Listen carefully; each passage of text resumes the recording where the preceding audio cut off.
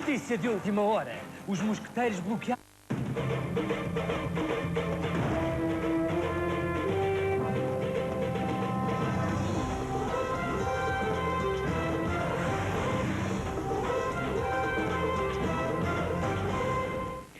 Boa noite. Uma menina de 10 anos diz ter sido violada por um homem de 27.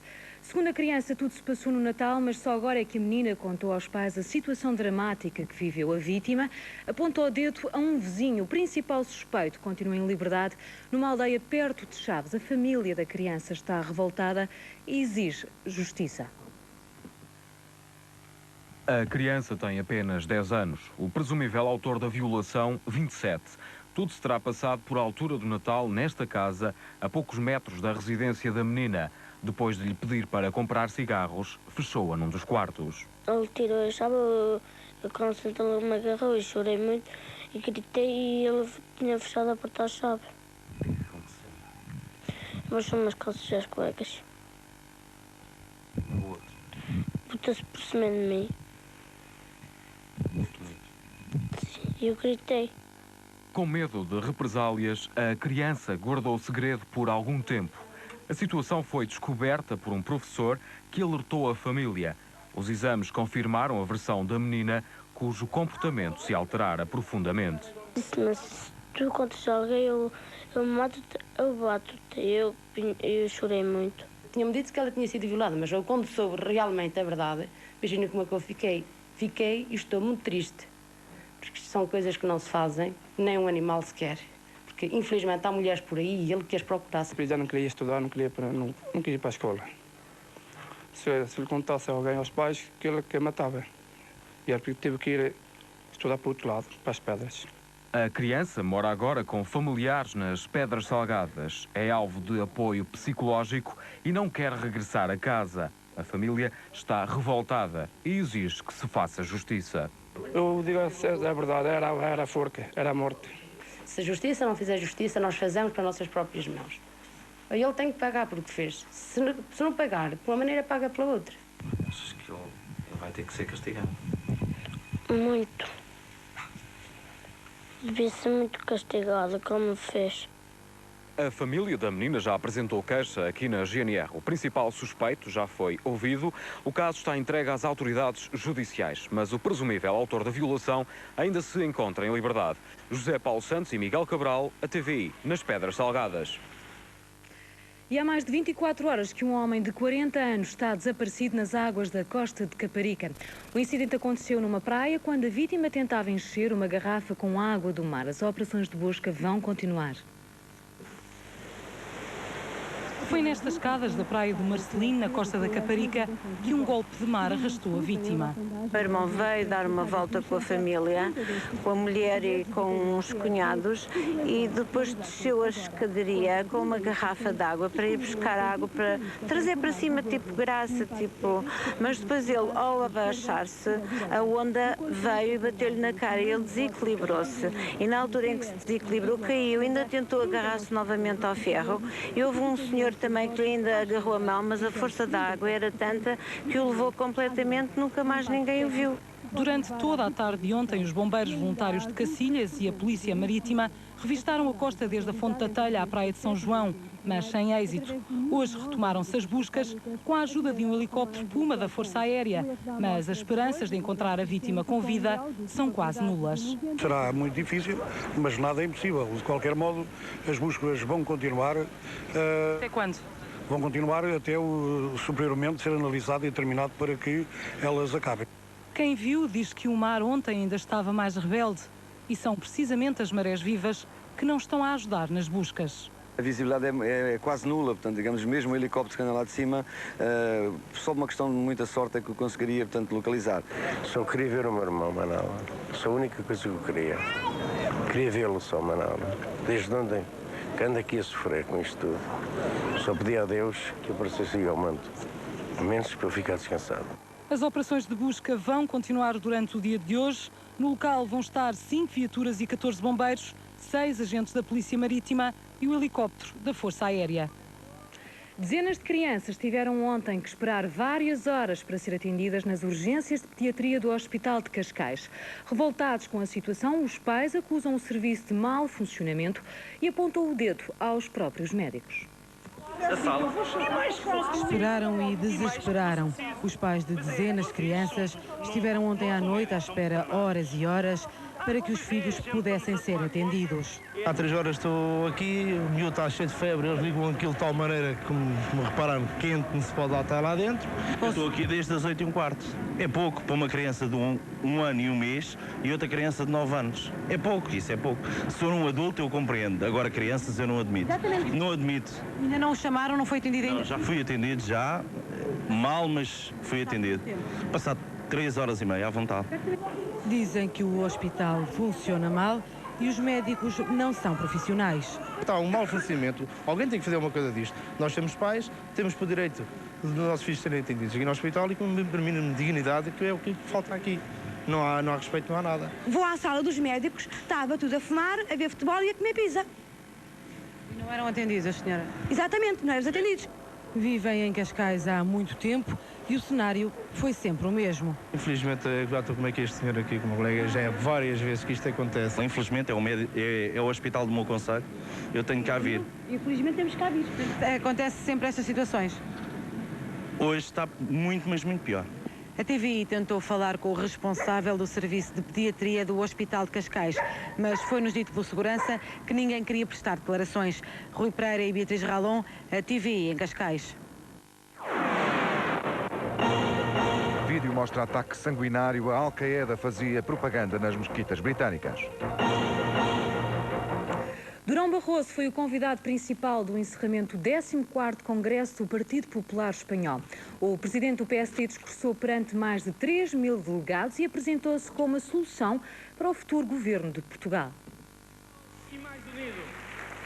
No Congresso do PP espanhol, de viragem ao centro, Durão Barroso aproveitou o mote e, no PSD português, antevê um caminho de vitória. Um caminho, também ele, rumo ao centro. Será também uma vitória do centro reformista em Portugal, estou certo. O exemplo espanhol é forte. Retirem-se as ilações com a iniciativa económica. Durão reforça que o Estado não cria riqueza, ela é resultado da iniciativa e dinamização das empresas. Quem cria a riqueza são as pessoas com o seu trabalho, são as empresas com a sua iniciativa.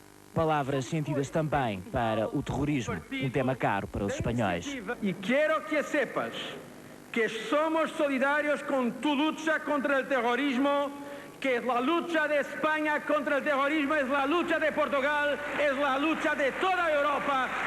José María Aznar agradeceu e retribuiu a Durão. José Manuel Durão, a quem desejamos ver como próximo primeiro-ministro da República Portuguesa.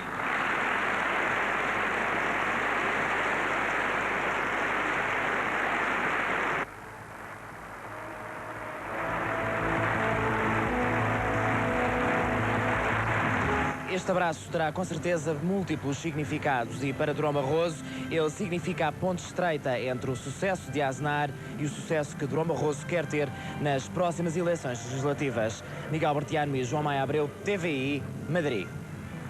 E para Carlos Carvalhas, os eleitores do Partido Socialista devem votar CDU. O secretário-geral do Partido Comunista argumenta que a mudança de caras no PS não corresponde a uma mudança de políticas.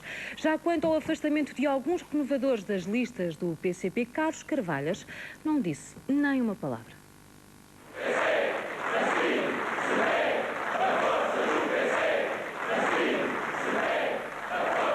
Uma força que serve de pretexto para o secretário-geral não comentar o afastamento de renovadores das listas da CDU. Carlos Carvalhas prefere falar para os eleitores do Partido Socialista. Transferência de votos e de deputados entre o PCP e o PS não altera o resultado numérico da direita, mas que deslocações do eleitorado do PS para a CDU dão mais força à luta por uma viragem à esquerda depois das eleições. É que para Carlos Carvalhas, tanto o PS como o PSD têm políticas de direita. O que pretendem é ficar com as mãos livres para prosseguirem nas questões mais estruturantes a mesma política de aperto de cinto aos trabalhadores, aos reformados, aos pequenos e médios empresários, como aliás se tem verificado. É o secretário-geral do PCP apostado em fugir à bipolarização entre socialistas e social-democratas.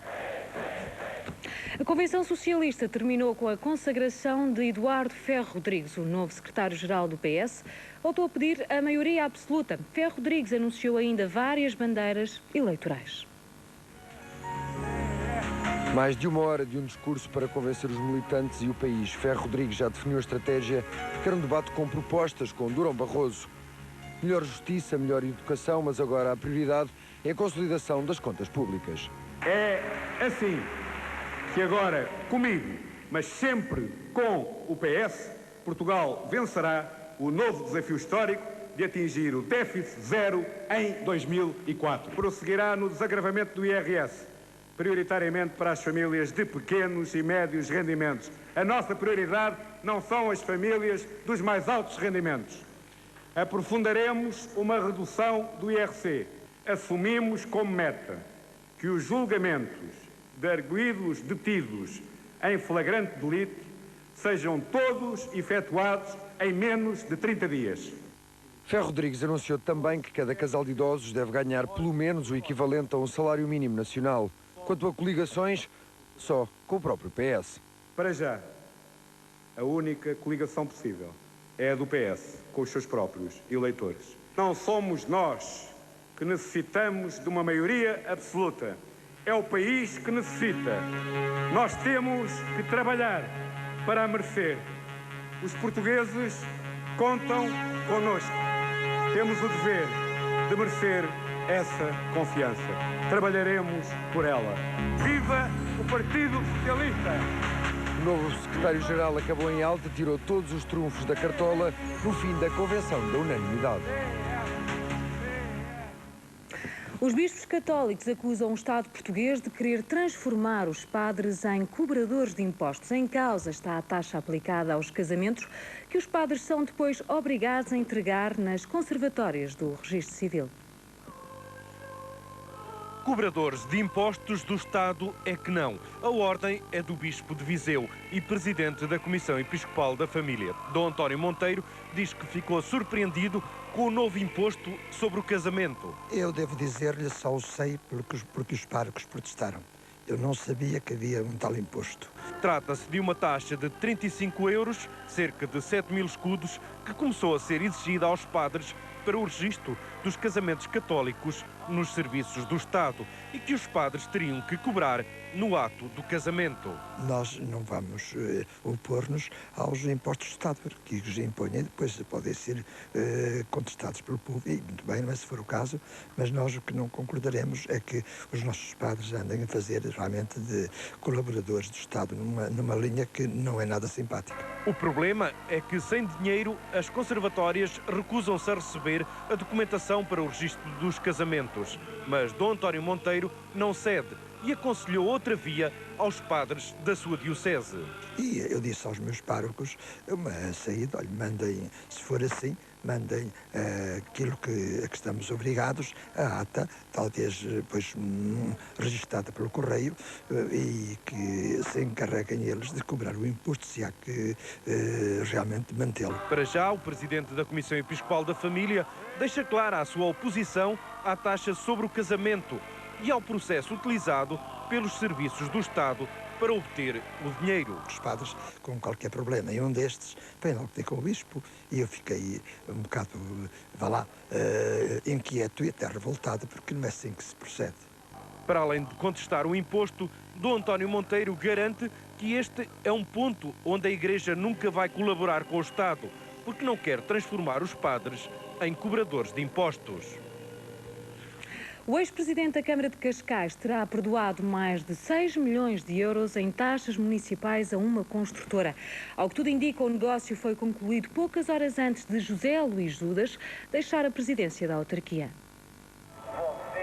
Nada mais, nada menos que 6.660.000 euros. Qualquer coisa como 1.332.000 contos. É este o valor que a maior construtora do concelho de Cascais deveria ter pago à autarquia e que José Luís Judas perdoou. Um negócio que, segundo o Jornal Público, foi concluído no dia 8, mesmo no final do mandato de Judas, mas que já tinha sido aprovado pela Câmara e pela Assembleia Municipal em 96. Estes mais de 6 milhões de euros correspondem a taxas municipais que a empresa deveria ter pago à autarquia pela realização de infraestruturas urbanísticas. Pelo perdão, a empresa construía o Parque Urbano da Quinta das Tainhas. Só que esse parque custou 127.000 contos e a dívida à Câmara é de mais de 1 milhão. São prisioneiros de uma doença mal explicada. 1 em cada 100 portugueses sofre de esquizofrenia. Pela primeira vez na história do conflito no Médio Oriente, um atentado suicida é cometido por uma mulher. A bomba que explodiu na Baixa de Jerusalém foi transportada à cintura por uma palestiniana. Resultado: 2 mortos e dezenas de feridos. Quem organizou o atentado sabia que a hora e o local eram ideais para provocar muitas vítimas e também não poupou explosivos. Diz a polícia que foi usada uma das maiores cargas de sempre em atentados deste género. Aos explosivos juntaram-se ainda aos pregos que se espalharam num raio de vários metros, atirados pela violência da explosão. A bomba explodiu no cruzamento das ruas de Jaffa e Rei Jorge, na Baixa de Jerusalém, a mesma rua onde na semana passada um palestiniano abateu a tiro 3 mulheres, a poucos metros de uma pizzaria onde em agosto outro ataque suicida provocou 17 mortos. Quando chegou ao local, a polícia encontrou 2 cadáveres, um homem e uma mulher. Concluiu que o homem seria o autor do atentado e a mulher uma vítima. Mas afinal a conclusão estava errada. Pela primeira vez na história da Intifada, foi uma mulher palestiniana a autora do atentado. É a terceira vez em menos de uma semana que há um ataque suicida em solo judaico. A primeira condenação veio de Ramallah, na Cisjordânia, do gabinete de Arafat. Mas a atitude do líder dos palestinianos não convenceu Israel. Ontem Arafat prometeu ao povo palestiniano que a bandeira da Palestina ainda será hasteada na cidade de Jerusalém. Israel diz que foi um convite aos atentados. Os caça-bombardeiros F-16 israelitas poderão voltar esta noite aos territórios palestinianos. O jornal britânico The Observer divulgou um vídeo que começou a circular em todas as mesquitas da Grã-Bretanha dias antes dos atentados de 11 de setembro. São imagens de um ataque contra uma coluna militar do exército argelino. O objetivo deste vídeo era recrutar jovens para a organização de Osama Bin Laden. هكذا يثخن المجاهدون السلفيون في الجزائر. Título do vídeo é Assim que os guerreiros sagrados matam na Argélia. As imagens foram recolhidas em dezembro do ano 2000, precisamente na Argélia, durante um ataque levado a cabo por radicais islâmicos a uma coluna do exército argelino. E não foi poupado qualquer pormenor da forma como os soldados foram mortos e mutilados. Imagens arrepiantes acompanhadas por frases de incentivo, tais como: a tua missão é matar e morrer em nome de Alá. O vídeo começou a circular nas mesquitas britânicas poucos dias antes dos ataques de 11 de setembro nos Estados Unidos. Era vendido a 16 euros cada, 3.200 escudos, e foi posto a circular com o objetivo: recrutar entre os jovens muçulmanos a residir em Inglaterra reforços para a Al-Qaeda de Osama Bin Laden. What we do know is that this video has been circulated in some of the mosques in North London, in West London, elsewhere in the country, from where recruits have come to Al-Qaeda and the Taliban. E está confirmada a versão do jornal londrino. Hoje mesmo o governo britânico confirmou as identidades de 2 cidadãos britânicos que estão entre os 158 talibãs detidos na base de Guantánamo. Eram membros de um grupo islâmico com sede na cidade de Tipton, a norte de Londres. A polícia francesa prendeu 4 cidadãos romenos suspeitos de ajudar imigrantes ilegais a entrar na Grã-Bretanha. Os alegados traficantes mandavam parar o comboio que faz a ligação entre a França e a Inglaterra e depois ajudavam os imigrantes a embarcar. A operação parece simples, mas foi detectada. O forte dispositivo policial no norte de França resultou na detenção de 4 romenos que agora enfrentam acusações de tráfico. Alegadamente, estes homens ajudavam as pessoas que procuram asilo em Inglaterra. O método era fácil. Os mandatários paravam os comboios que atravessam o túnel que liga a França à Inglaterra. Depois, sem que ninguém se apercebesse, ajudavam os imigrantes ilegais a embarcar. Et ces arrêts de train intempestifs créent des préjudices importants à la SNCF. Et à la demande de la SNCF, nous avons donc conduit une opération d'envergure sur plusieurs nuits, visant donc à interpeller en flagrant délit des passeurs. Com esta detenção, a polícia evitou que mais de 30 pessoas entrassem ilegalmente em Inglaterra. Foram levados para um campo da Cruz Vermelha, nos arredores de Calais, em França. Um abrigo para mais de 1000 imigrantes, na maioria iraquianos e afegãos, e que para muitos é apenas um ponto de passagem para a Inglaterra. Dalai Lama deu entrada no hospital de Bombaim, na Índia, depois de detectados alguns problemas de estômago. O líder espiritual tibetano vai agora fazer vários testes médicos. Dalai Lama tem 66 anos, estava a presidir a um festival budista numa cidade no leste da Índia, quando os médicos o aconselharam a ir para o hospital. O festival foi cancelado. O líder espiritual do Tibete está agora a fazer vários exames médicos. Mantém-se a greve de fome no centro de detenção de imigrantes ilegais na Austrália. As autoridades já reforçaram a segurança. Os jornalistas foram mesmo afastados do local. Os protestos estão a atingir outros campos de detenção do país. Mais de 300 imigrantes ilegais detidos no centro de Homera estão em greve de fome. Recusam-se a comer e a beber há já 2 semanas. Os protestos sobem de tom e as autoridades australianas aumentam a segurança no centro. A zona de exclusão é alargada e os jornalistas veem-se obrigados a ir para longe da zona circundante do centro.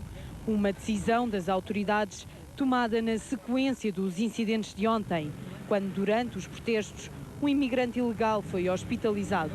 Uma atitude que não é recebida pacificamente pelos jornalistas que se envolveram em confrontos com a polícia. Um jornalista da cadeia de televisão australiana chegou mesmo a ser detido. Mais tarde, foi libertado. Os imigrantes ilegais são, na maioria, afegãos e oriundos do Médio Oriente. Protestam há meses para ver a sua situação regularizada. Dos 6 campos australianos de detenção para imigrantes ilegais, em 4 há protestos. Solidariedade entre imigrantes que procuram asilo na Austrália. Vários detidos de um campo numa cidade a sul do país iniciam por simpatia uma greve de fome. Do lado de fora dos centros, dezenas de pessoas mostram também a solidariedade com os detidos. O governo australiano mantém a posição e faz saber que não vai ceder ao que chama de chantagem e insiste que se morrer alguém não será por culpa do governo. José María Aznar conseguiu uma vitória esmagadora no Congresso do Partido Popular Espanhol. Mais de 96% dos congressistas apostaram na continuidade do chefe de governo espanhol. Mas Aznar tinha uma má notícia para dar. Em 2004 deixa a presidência do PP. 3.000 congressistas que representam 1/3 da população espanhola, ou seja, mais de 10 milhões de pessoas. Um Partido Popular que sai reforçado, com a melhor percentagem jamais alcançada. Mas José María Aznar já avisou, esta foi a última vez que se candidatou à liderança dos populares espanhóis. Hoy os presento mi candidatura a la presidencia del Partido Popular por quinta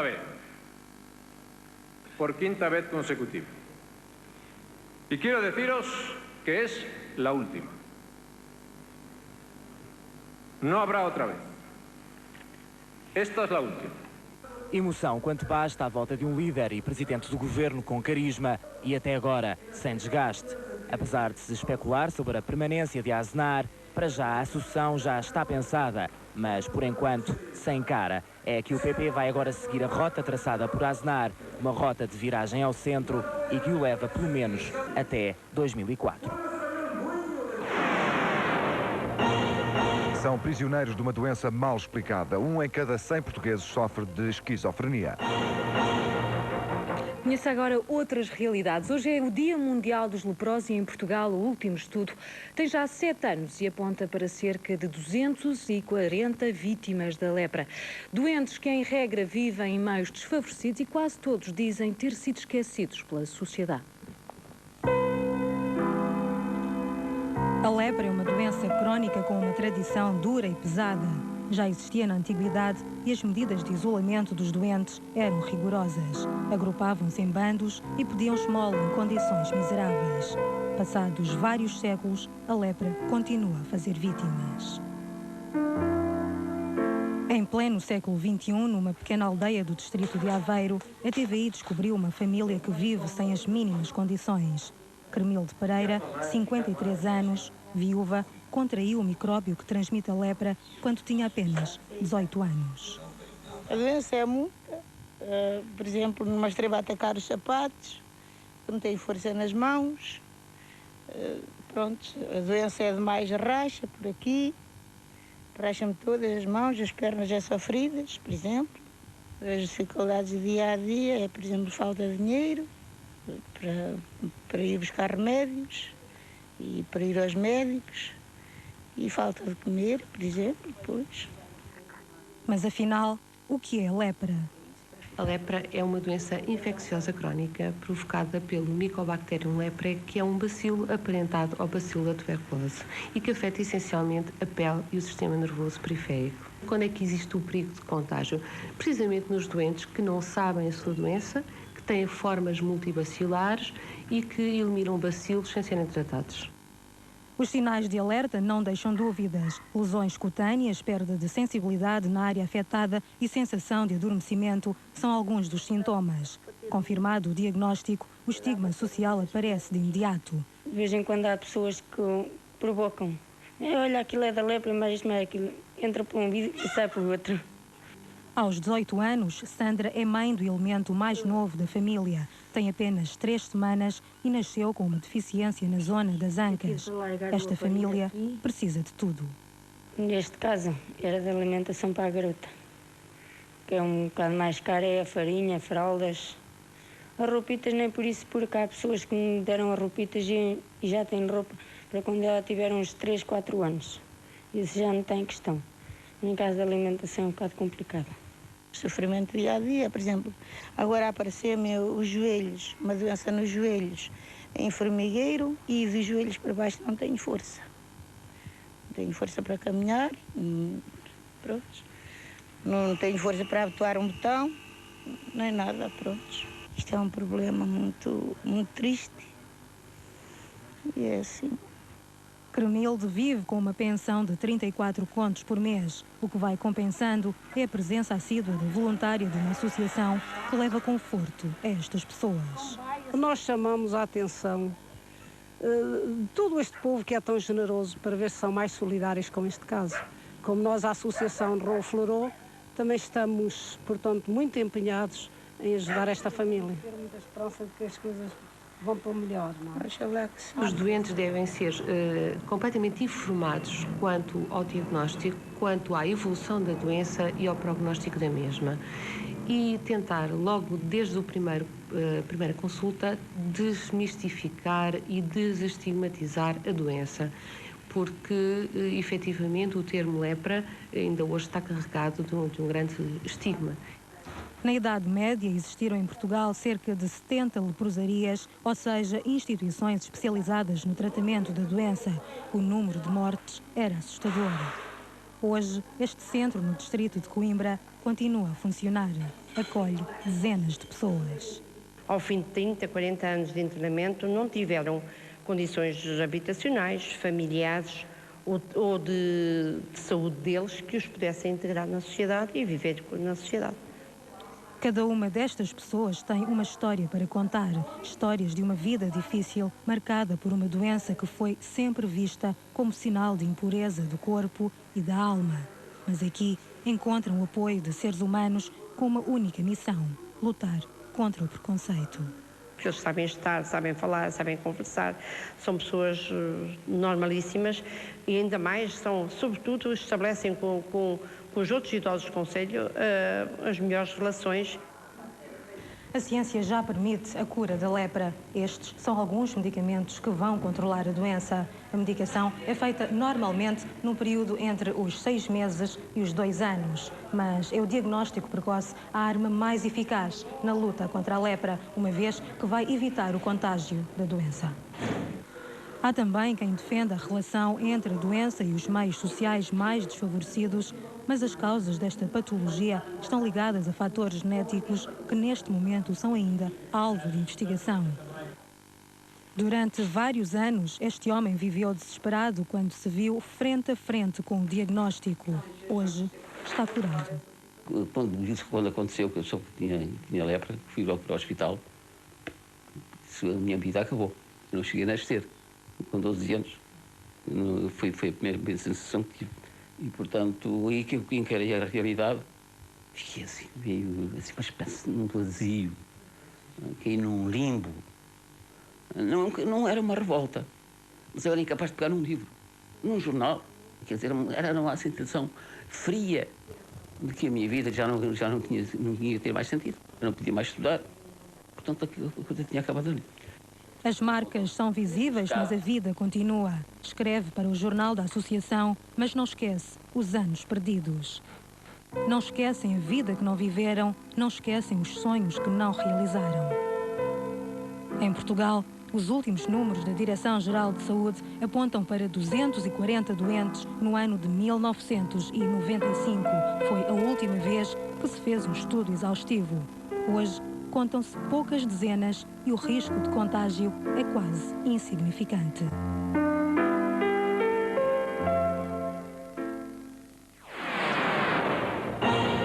Sabia que o tranquilo domingo provoca stress? Veja neste Jornal Nacional. E é já a seguir um curto intervalo. Até já.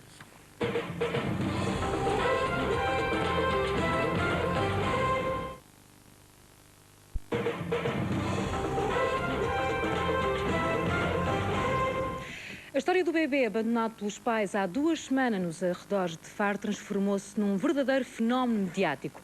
A opinião pública britânica quer saber que desfecho judicial vai ter este caso. Para o diretor do refúgio Aboim Ascensão, a quem foi confiado o menor de origem britânica, esta situação poderia ser minimizada se existisse um Tribunal Europeu dos Direitos da Criança. 2 semanas depois do abandono do bebê de origem britânica, o diretor do refúgio, Aboim Ascensão, a quem o Tribunal de Família confiou o menor, queixa-se da pressão que está a ser exercida junto da instituição. Telefonemas de origem duvidosa, nomeadamente de alegados familiares do pequeno Carlos, a par de especulações sobre a eventual adoção do bebê em território português, estão a fazer deste um caso sem paralelo na história do refúgio.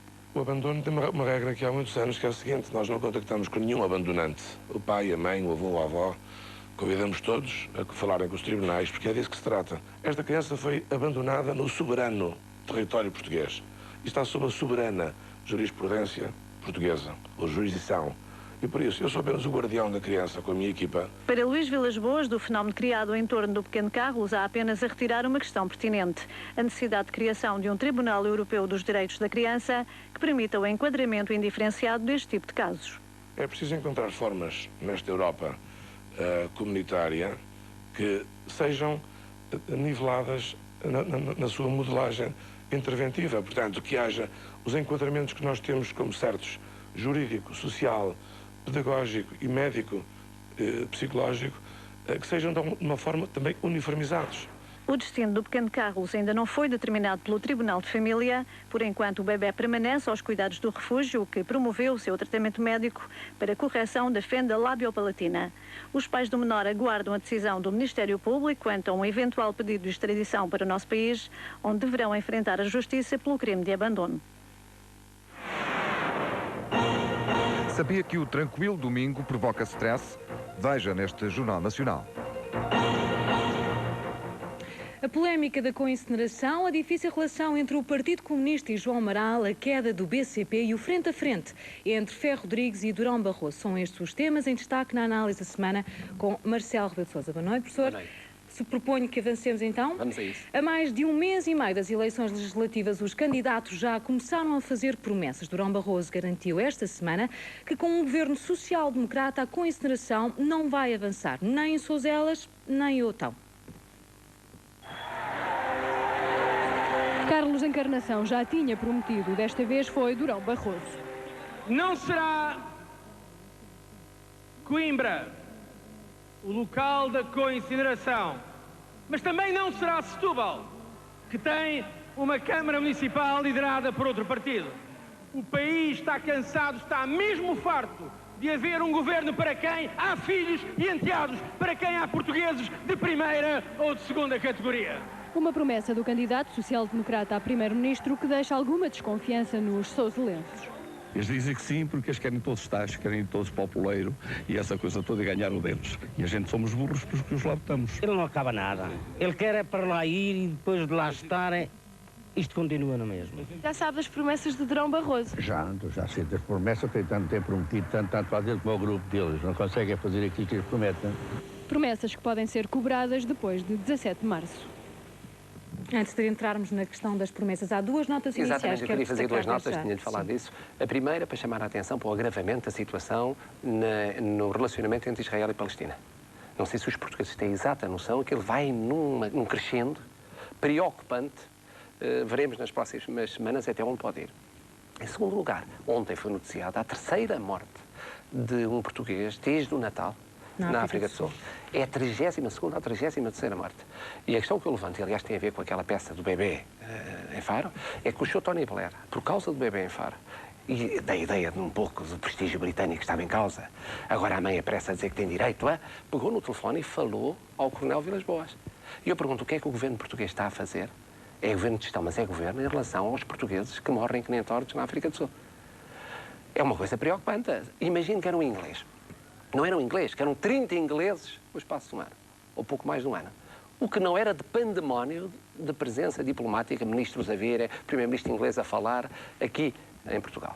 E eu pergunto, o que é que se está a fazer? É uma coisa preocupante, mas fica aqui dada a nota, porque todas as semanas temos uma má notícia em relação a uma comunidade que não é de 10, de poucos milhares de portugueses, é de dezenas ou centenas de milhares de portugueses. Bom, vamos à coincineração. Acho que a coincineração era um tema inevitável de uma bandeira eleitoral para Durão Barroso. Eu acho que já estamos todos fartos do tema da coincineração. Há 3 anos e tal que se fala nisto. E, portanto, o que os portugueses todos querem é que seja resolvido o problema. O Dr. Durão Barroso veio assumir um compromisso público e firme, que é, com ele não há coincineração. Leia-se, não há queima de lixos tóxicos em fábricas de cimento. Seja no Otão, portanto, na Rábida, seja em Souzelas, em Coimbra, em nenhum sítio do território. Portanto, a dúvida que se põe é... Qual é a solução alternativa? Eu tenho visto muitas vezes apresentar para alguns ambientalistas, meus amigos, uma solução que não é solução, quer dizer que não há problema. É dizer, não, recicla-se. Reciclam-se os óleos, reciclam-se os lixos, deixa de haver lixo. Isto não é solução, é uma falsa solução, porque o lixo está lá. Por muito que reciclem, isto é, por muito que tratem, por muito que transformem, haverá sempre lixo que é preciso queimar. E o que se passa com esse lixo? Eu acho que o Dr. Durão Barroso vai ter que dizer, durante a campanha eleitoral, e vai ter que fazer, uma vez Primeiro-Ministro, rapidamente, duas coisas. Primeiro, dizer, a minha solução é voltar à solução do Dr. Cavaco Silva, que é a chamada incineração dedicada. Leia-se trocado por miúdos, é criar uma fábrica só para queimar esses lixos tóxicos. Não é nas fábricas de cimento, é só para isso. Segunda coisa que ele tem que dizer, onde é que fica? Porque é evidente, não pode ficar perto do centro populacional e é evidente que vai haver grandes lutas, porque ninguém vai querer aceitar. Mas, feita a promessa, a única saída é aquela que o PSD tinha quando o PS mudou de orientação e tem que ser uma resposta em 2 pontos fundamentais urgentes. Primeiro, a solução é esta. Segundo, fica ali a fábrica. E não se pode esperar 1 mês, 2 meses, 3 meses, porque senão acumula-se o lixo e não se resolve o problema. E daqui a um ano estamos nós outra vez aqui a discutir, como em 99, em 2000 e 2001, a coincineração. Os portugueses têm direito a que isto seja resolvido de uma vez por todas. E saber, desde uma vez por todas, também mais rapidamente possível, quais são as regras de jogo essas do Durão Barroso, não é? Exatamente. Mas então, as difíceis relações entre o Partido Comunista e João Amaral é que João Amaral foi afastado das listas de candidatos da CDU pelo Porto. O Partido Comunista argumenta que o deputado não pode defender as cores do PCP quando não concorda com as ideias do partido. João Amaral acha que está a ser perseguido por defender um congresso extraordinário. Depois de quase 2 décadas como deputado da Nação pelo PCP, João Amaral foi afastado das listas. A direção regional do Porto do PC escolheu Honório Novo para cabeça de lista do partido pelo distrito, quando João Amaral ocupou esse lugar nas últimas legislativas, uma escolha que Carvalhas não quer comentar. As decisões tomadas quanto à escolha do cabeça de lista pelo Porto foram aquelas que foram consideradas as melhores em relação a esta batalha eleitoral. Conta com ele como deputado, desculpe lá. Não vou declarar mais nada sobre o assunto. João Amaral acha que é injusto. Ela é injustificada porque ela é fundamentada no exercício liberado de opinião e, portanto, isso não é democraticamente relevante. É uma decisão que tem um caráter persecutório em relação àqueles que exprimem opiniões críticas em relação à direção e é uma decisão, deixe-me me diga, pessoalmente injusta. João Amaral foi vice-presidente da Assembleia da República e do grupo parlamentar do Partido Comunista. E é também conhecido por ser um renovador dentro do PCP. Recentemente promoveu um abaixo-assinado a pedir um congresso extraordinário e há quem diga que foi por isso que foi afastado. Ainda hoje, Carlos Carvalhas não se quis pronunciar quanto a esta decisão. Bom, que leitura política fazer? Era a única solução política para o Partido Comunista que é afastar João Amaral? Muito sumariamente, que o nosso amigo Mário Moura faz-me sinais, temos de ser rápidos hoje. Bom, sumariamente eu diria o seguinte. Ouvindo, aliás, o Dr. Carlos Carvalhas, na reunião que teve com militantes do PCP, hoje percebeu-se, o PCP acha que o PS não vai ganhar as eleições. Eu já aqui tinha dito isso há coisa de um mês. Portanto, como não vai ganhar as eleições, não vale a pena pensar numa coligação com o PS. Não vai haver. Como não vai haver, pura e simplesmente, não há que fazer gestos